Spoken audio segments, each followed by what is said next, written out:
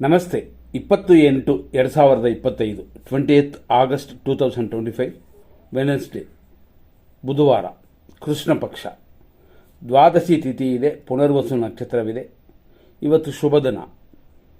ದ್ವಾದಶಿ ಮಧ್ಯಾಹ್ನ 1:58:42 ಹೆಚ್ಚು ಕಮ್ಮಿ ಮಧ್ಯಾಹ್ನ 2 ಗಂಟೆವರೆಗಿದೆ. ಆಮೇಲೆ ಬರೋದು ತ್ರಯೋದಶಿ. ತ್ರಯೋದಶಿ ಆದಮೇಲೆ ಚತುರ್ದಶಿ ಆದಮೇಲೆ ಬರೋದು ಅಮಾವಾಸ್ಯೆ.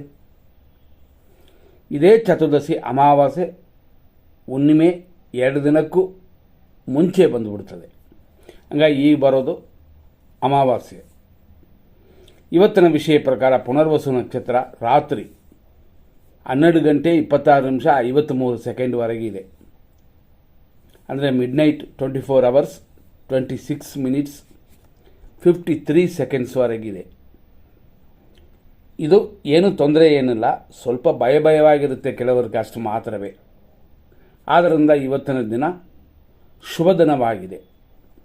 ಬುಧವಾರ ದೋಷ ಏನಿಲ್ಲ.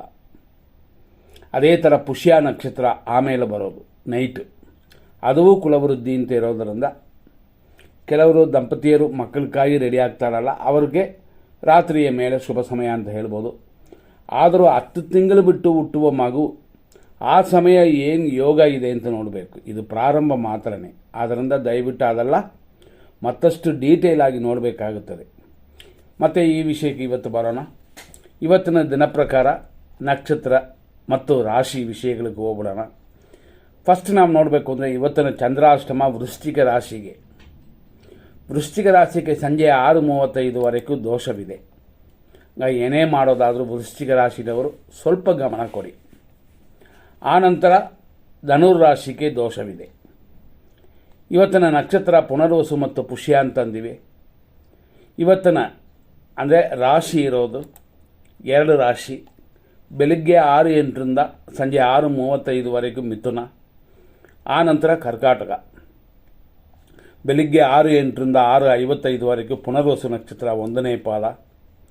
6:55 12:44 PM ಮಧ್ಯಾಹ್ನದವರೆಗೂ 2ನೇ ಪಾದ ಪುನರ್ವಸು. ಆನಂತರ ಸಂಜೆ 6:35 ಪುನರ್ವಸು ನಕ್ಷತ್ರ 3ನೇ ಪಾದವಿದೆ.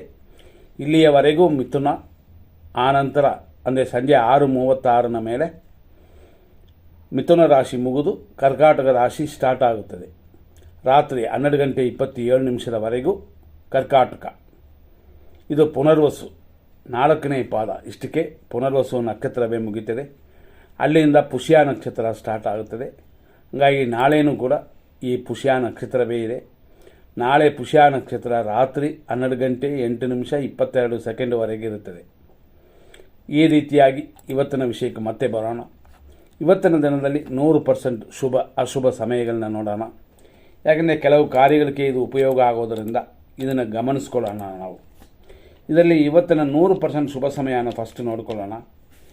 100% ಅಂತಂದಾಗ ಖಂಡಿತವಾಗಿ ಈ ಸಮಯಗಳಲ್ಲಿ ಯಾವುದಾದ್ರು ಒಳ್ಳೆಯ ಕಾರ್ಯಗಳನ್ನ ಸ್ಟಾರ್ಟ್ ಮಾಡ್ಬೋದು. 6:08 7:41 ಸಮಯ ಬೆಳಗ್ಗೆ, ಮತ್ತು 9:17 11:56 ಒಂದು ಸಮಯ. ಮಧ್ಯಾಹ್ನ 2:22 ಬೆಳಗಿನ ಜಾವದವರೆಗೂ ಶುಭವಾಗಿದೆ. ಆದ್ದರಿಂದ ಈ ಸಮಯವನ್ನು ಸರಿಯಾಗಿ ಉಪಯೋಗಿಸ್ಕೊಳ್ಳಿ. ಈ ರೀತಿಯಾದ ಈ ದಿನದಲ್ಲಿ ಮತ್ತೆ 100% ಕೆಟ್ಟ ಟೈಮ್ನ ನೋಡೋಣ. ನಾವು ಹೇಳಿದ ಒಳ್ಳೆಯ ಟೈಮಲ್ಲಿ ಸ್ಟಾರ್ಟ್ ಮಾಡುವ ಯಾವ ಕಾರ್ಯಗಳನ್ನು 100% ಕೆಟ್ಟ ಟೈಮಲ್ಲಿ ನಿಲ್ಲಿಸೋದು ಬೇಕಾಗಿಲ್ಲ. ಆದರೆ 100% ಕೆಟ್ಟ ಟೈಮಲ್ಲಿ ಯಾವ ಕಾರ್ಯವೂ ಸ್ಟಾರ್ಟ್ ಮಾಡೋದು ಬಾರದು. ಬೆಳಗ್ಗೆ 7:47 9:15 ಯಮಕಂಡ ಕಾಲವಿದೆ.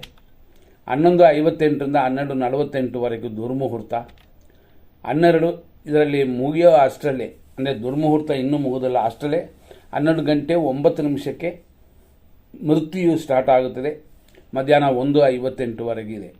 ಮತ್ತು 12:23 ಇನ್ನು ಇದು ಮುಗಿಯೋ ಅಷ್ಟರಲ್ಲಿ, ಮೃತ್ಯು ಮುಗಿಯೋ ಅಷ್ಟರಲ್ಲಿ 12:23 ರಾಹುಕಾಲ ಪ್ರಾರಂಭವಾಗಿ ಮಧ್ಯಾಹ್ನ 1:57 ಇದೆ. ಆನಂತರ ಇದು ಮುಗಿಯೋ ಅಷ್ಟರಲ್ಲಿ 12:47 2:20 ನಕ್ಷತ್ರ ವಿಷಘಟಿಕಾ ಕಾಲ. ಆನಂತರ ಬೆಳಗಿನ ಜಾವ 4:42 ಮೇಲೆ 6:08 ವಿಷಕಾಲ ಅಂತ ಇರೋದರಿಂದ ಇದೆಲ್ಲ ಗಮನಿಸ್ಕೊಳ್ಳಿ. ಒಂದು ಮುಗಿಯೋಷ್ಟರಲ್ಲೇ ಇನ್ನೊಂದು ಮುಗಿಯೋಷ್ಟರಲ್ಲೇ ಇನ್ನೊಂದು ಅಂತ ನಾವು ಬಂದಿರೋದರಿಂದ ಈ ಕೆಟ್ಟ ಟೈಮ್ನ ಸರಿಯಾಗಿ ಗಮನಿಸಿ ಕೆಲವು ಕಾರ್ಯಗಳನ್ನು ನಿಲ್ಲಿಸಿ ಕೆಲವು ಕಾರ್ಯಗಳನ್ನು ಒಳ್ಳೆಯ ಟೈಮು ಅಂತ ಕೊಟ್ಟಿರ್ತೀವಲ್ಲ ಅದರಲ್ಲಿ ಮಾಡಿ ಎಲ್ಲ ಕಾರ್ಯಗಳು ಶುಭವಾಗಿ ಆಗಲಿ. ಆದ್ದರಿಂದ ಸ್ವಲ್ಪ ನಮ್ಮ ಪ್ರಯತ್ನಗಳು ಅಲ್ಲಿ ಇರಲೇಬೇಕಾಗುತ್ತದೆ. ಇವತ್ತಿನ ತಾರಾಬಲ ಮತ್ತು ಚಂದ್ರಬಲವನ್ನು ನೋಡೋಣ. ಅಶ್ವಿನಿ ನಕ್ಷತ್ರ ಮೇಷರಾಶಿಯವರಿಗೆ ಇವತ್ತಿನ ಬೆಳಗ್ಗೆ ಸಂಜೆ 6:35 ಅಲ್ಲಿಯವರೆಗೂ ಪುನರ್ವಸು ನಕ್ಷತ್ರದ 3ನೇ ಪಾದದವರೆಗೆ ನಡೀತದೆ. ಆ ನಂತರ ಅಂತಂದರೆ 4ನೇ ಪಾದ ಕರ್ಕಾಟಕ ರಾಶಿ ಸ್ಟಾರ್ಟ್ ಆಗುತ್ತದೆ. ಎರಡೂ ಶುಭವಲ್ಲ, ಹಂಗಾಗಿ ರಾತ್ರಿಯೇ ಶುಭವಾಗುತ್ತದೆ. ಆದ್ದರಿಂದ ಅಶ್ವಿನಿ ನಕ್ಷತ್ರಕ್ಕೆ ಖಂಡಿತವಾಗಿ ಇವತ್ತು ದೋಷವಿದೆ. ಅದರಿಂದಾಗಿ ಶುಭವಲ್ಲ ಅಂತ ತಿಳ್ಕೊಂಡು ನಿಮ್ಮ ಕಾರ್ಯಗಳನ್ನ ಮಾಡಿ, ಅಂದರೆ ಯಾವ ಕಾರ್ಯಗಳನ್ನ ಮಾಡಬಾರ್ದೋ ಅದನ್ನು ಬಿಟ್ಟುಬಿಡಿ. ನೆಕ್ಸ್ಟ್ ನಾವು ನೋಡುವಂಥದ್ದು ಭರಣಿ ನಕ್ಷತ್ರ ಮೇಷರಾಶಿ. ಈ ಭರಣಿ ನಕ್ಷತ್ರ ಮೇಷರಾಶಿಯವರಿಗೆ ಇವತ್ತಿನ ದಿನ ಪ್ರಕಾರ ಅದು ಈ ಶುಭ ನಕ್ಷತ್ರವಾಗಿ ಬಂದಿದೆ, ಶುಭ ದಿನವಾಗೂ ಇದೆ. ಆದ್ದರಿಂದ ನಿಮಗೆ ಅನುಕೂಲ ಉಂಟು ಮತ್ತು ಇವತ್ತಿನ ದಿನ ಪೂರ್ತಿ ಆ ರೀತಿ ಇರೋದರಿಂದ ದೋಷಗಳು ಕಡಿಮೆ. ಒಳ್ಳೆಯ ಕಾರ್ಯಗಳನ್ನ ಮಾಡೋಕ್ಕೆ ಇದು ನಿಮಗೆ ಉಪಯೋಗ ಆಗುತ್ತೆ. ಅಶ್ವಿನಿ ನಕ್ಷತ್ರದವರಿಗೆ ನಾವು ಫಸ್ಟ್ ಹೇಳಿದಂತೆ ಅಶ್ವಿನಿ ಅನ್ನೋದು ದೇವಗಣ, ಅದನ್ನು ಸ್ವಲ್ಪ ರಿಪೀಟ್ ಮಾಡ್ತೀವಿ, ನೋಡ್ಕೊಳ್ಳಿ. ಇದರಲ್ಲಿ ಹೆಂಗೆ ಅಂತಂದರೆ ಅಶ್ವಿನಿ ನಕ್ಷತ್ರ ಮೇಷರಾಶಿಯಲ್ಲಿ ಹುಟ್ಟಿದವರಿಗೆ ಇವತ್ತು ಟೆನ್ಷನ್ ಇದೆ, ನೋಡ್ಕೊಳ್ಳಿ. ಅದೇ ಭರಣಿ ನಕ್ಷತ್ರದವರಿಗೆ ಇವತ್ತಿನ ದಿನ ಅನುಕೂಲವಿದೆ, ಶುಭವಾಗಿದೆ. ಕೃತಿಕಾ ನಕ್ಷತ್ರ 1ನೇ ಪಾದ ಮೇಷರಾಶಿಯವರಿಗೆ ಇವತ್ತಿನ ದಿನ ಪ್ರತ್ಯೇಕ ತಾರೆ ಶುಭವಲ್ಲ. ಅದೇ ಕೃತಿಕಾ ನಕ್ಷತ್ರ ವೃಷಭ ರಾಶಿಯವರಿಗೆ ಪ್ರತ್ಯೇಕ ತಾರೆ ಶುಭವಲ್ಲ. ರೋಹಿಣಿ ನಕ್ಷತ್ರ ವೃಷಭ ರಾಶಿಯವರಿಗೆ ಖಂಡಿತವಾಗಿ ಕ್ಷೇಮವಿದೆ, ಅಂದರೆ ಆರೋಗ್ಯದಲ್ಲೂ ಕೂಡ ಚೇತರಿಸ್ಕೊಳ್ತೀವಿ, ಆದ್ದರಿಂದ ಶುಭಕರವಾಗಿದೆ. ಮೃಗಶೀರ್ಷ ನಕ್ಷತ್ರ ವೃಷಭ ರಾಶಿ ವಿಪತ್ತು, ಏಟು, ಗಾಯಗಳು. ಮೃಗಶೀರ್ಷ ನಕ್ಷತ್ರ ಮಿಥುನ ರಾಶಿಗೆ ವಿಪತ್ತು. ಆರುದ್ರ ನಕ್ಷತ್ರ ಮಿಥುನ ರಾಶಿಯವರಿಗೆ ಇವತ್ತು ಸಂಪತ್ತಿದೆ, ಆದ್ದರಿಂದ ಶುಭ ದಿನವಾಗಿದೆ. ಪುನರ್ವಸು ನಕ್ಷತ್ರ ಮಿಥುನ ರಾಶಿಯವರಿಗೆ ಇವತ್ತು ಜನ್ಮತಾರೆಯಾಗಿರೋದರಿಂದ ಪಕ್ಷಿ ಪ್ರಾಣಿಗಳಿಗೆ ಮೇವಾಕಿ ಖಂಡಿತವಾಗಿ ಮಾಡಬೇಕಾಗ್ತದೆ. ಪುನರ್ವಸು ನಕ್ಷತ್ರ ಕರ್ಕಾಟಕ ರಾಶಿ 4ನೇ ಪಾದದವರೆಗೆ ಇದೇ ರೀತಿಯಲ್ಲೇ. ಪುಷ್ಯ ನಕ್ಷತ್ರ ಕರ್ಕಾಟಕ ರಾಶಿ ಪರಮ ಮಿತ್ರ ತಾರೆಯಾಗಿದೆ, ಅಭಿವೃದ್ಧಿಯನ್ನು ಕೊಡುತ್ತದೆ. ಆಶ್ಲೇಷ ನಕ್ಷತ್ರ ಕರ್ಕಾಟಕ ರಾಶಿ ಮಿತ್ರಧಾರೆ, ಖಂಡಿತವಾಗಿ ಅನುಕೂಲ ಉಂಟು. ಮಕ ನಕ್ಷತ್ರ ಸಿಂಹರಾಶಿ ಟೆನ್ಷನ್ ಇದೆ, ಟೆನ್ಷನ್ನ ಬಿಟ್ಟುಬಿಡಿ. ಪುಬ್ಬ ನಕ್ಷತ್ರ ಸಿಂಹರಾಶಿ ಅನುಕೂಲವಿದೆ, ದೇವರ ಅನುಗ್ರಹವನ್ನು ಪಡ್ಕೊಳ್ಳಿ. ಉತ್ತರ ನಕ್ಷತ್ರ ಸಿಂಹರಾಶಿ 1ನೇ ಪಾದ ಶುಭವಲ್ಲ, ಸ್ವಲ್ಪ ಗಮನ ಕೊಡಲೇಬೇಕು. ಉತ್ತರ ನಕ್ಷತ್ರ ಕನ್ಯಾ ರಾಶಿ ನೀವು ಅದೇ ರೀತಿಯಲ್ಲೇ ಉತ್ತಮವಲ್ಲ, ಸ್ವಲ್ಪ ಗಮನ ಕೊಡಿ. ಹಸ್ತ ನಕ್ಷತ್ರ ಕನ್ಯಾ ರಾಶಿ ಆರೋಗ್ಯ ಉಂಟು, ಅಭಿವೃದ್ಧಿಯೆಲ್ಲ ಇದೆ. ಚಿತ್ತಾ ನಕ್ಷತ್ರ ಕನ್ಯಾ ರಾಶಿ ಏಟು ಗಾಯಗಳಾಗ್ತದೆ, ಆಕ್ಸಿಡೆಂಟ್ ಆಗೋ ಚಾನ್ಸ್ ಇದೆ, ಅದೆಲ್ಲ ನಿಧಾನವಾಗಿ ಹೋಗಿ ಸರಿ ಮಾಡ್ಕೋಬೋದು. ಚಿತ್ತಾ ನಕ್ಷತ್ರ ತುಲಾರಾಶಿ ಏಟು ಗಾಯಗಳಕ್ಕಾದ ಚಾನ್ಸ್ ಇದೆ, ಎಚ್ಚರ. ಸ್ವಾತಿ ನಕ್ಷತ್ರ ತುಲಾರಾಶಿ ಸಂಪತ್ತು ಉಂಟು, ಆದ್ದರಿಂದ ಹೆಚ್ಚಿನ ವ್ಯವಹಾರಗಳಲ್ಲಿ ಮಾಡಬಹುದು, ತೊಂದರೆ ಏನಿಲ್ಲ. ವಿಶಾಖ ನಕ್ಷತ್ರ ತುಲಾರಾಶಿ ಜನ್ಮತಾರೆಯಾಗಿರೋದರಿಂದ ತಲೆ ಸ್ನಾನ ಮಾಡಿ ದೇವರಲ್ಲಿ ಪೂಜೆ ಇಟ್ಕೊಳ್ಳಿ. ವಿಶಾಖ ನಕ್ಷತ್ರ ವೃಶ್ಚಿಕ ರಾಶಿ ಜನ್ಮತಾರೆ, ಸ್ವಲ್ಪ ಆರೋಗ್ಯದ ಕಡೆ ಗಮನ ಕೊಡಬೇಕಾಗ್ತದೆ. ಅನುರಾಧ ನಕ್ಷತ್ರ ವೃಶ್ಚಿಕ ರಾಶಿ ಖಂಡಿತವಾಗಿ ಶುಭ ದಿನವಾಗಿದೆ. ಮಿತ್ರರ ಜೊತೆ ಚೆನ್ನಾಗಿದೆ, ಅವರಿಂದ ಅನುಕೂಲವೂ ಪಡೆಯಬಹುದು. ಮತ್ತು ಜ್ಯೇಷ್ಠ ನಕ್ಷತ್ರ ವೃಶ್ಚಿಕ ರಾಶಿ ಖಂಡಿತವಾಗಿ ಮಿತ್ರತಾರೆಯಾಗಿರೋದರಿಂದ ಅಭಿವೃದ್ಧಿಯನ್ನು ಕೊಡುತ್ತದೆ, ಹಂಗಾಗಿ ಶುಭ ದಿನವಾಗಿದೆ. ಮೂಲ ನಕ್ಷತ್ರ ಧನುಸು ರಾಶಿ ಟೆನ್ಷನ್ ಉಂಟು, ಟೆನ್ಷನ್ ಬಿಟ್ಟುಬಿಡಿ.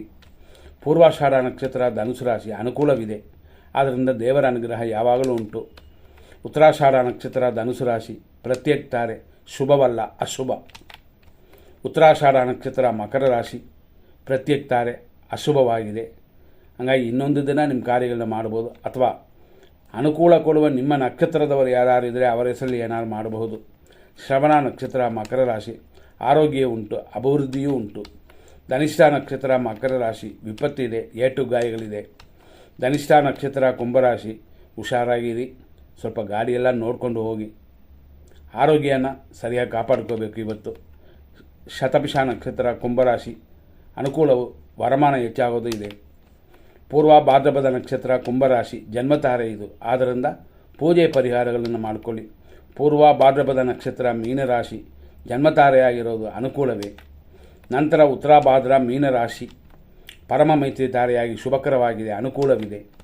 ರೇವತಿ ನಕ್ಷತ್ರ ಮೀನರಾಶಿ ಮಿತ್ರಧಾರೆ ಶುಭ ದಿನವಾಗಿದೆ. ಒಳ್ಳೆಯ ಕಾರ್ಯಗಳನ್ನ ಮಾಡ್ಬೋದು. ನಿಮ್ಮ ಕಾರ್ಯಗಳನ್ನು ನೀವು ಮಾಡೋಕ್ಕೆ ಅಡ್ಡಿ ಏನೂ ಇಲ್ಲ. ದೇವರು ಎಲ್ಲರಿಗೂ ಒಳ್ಳೆಯದು ಮಾಡಲಿ ಅಂತ ನಾವು ಪೂಜೆ ಮಾಡಿದಾಗ ನಿಮಗೂ ಎಲ್ಲ ನಕ್ಷತ್ರಕ್ಕೂ ಮಾಡ್ತೀವಿ. ಎಲ್ಲವೂ ಶುಭವಾಗಲಿ. ಮುಂದಿನ ಸಂಚಿಕೆಯಲ್ಲಿ ನೋಡೋಣ. ಧನ್ಯವಾದಗಳು.